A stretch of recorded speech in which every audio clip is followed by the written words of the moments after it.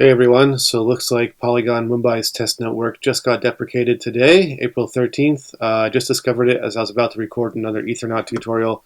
Then when I opened Metamask, I noticed the wallet balance was just kind of like spinning forever. And I found this article in Alchemy confirming that it's been deprecated.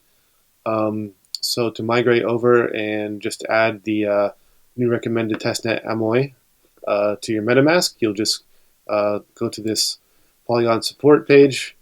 Then copy over all this information. Let's do that right now. We're going to open up MetaMask, select network, and then let's just quickly add network manually here. The chain is going to be just one digit higher than the previous one, so 80002 instead of 1.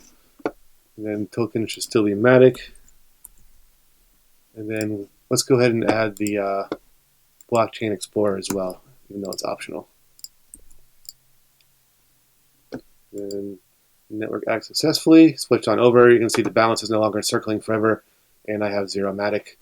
So that worked. And then in case you wanted to deploy an app or get, in other words, get an RPC URL of your own, it's very simple. If you have Alchemy, I'm sure Infora probably has the same thing, but I'm using Alchemy.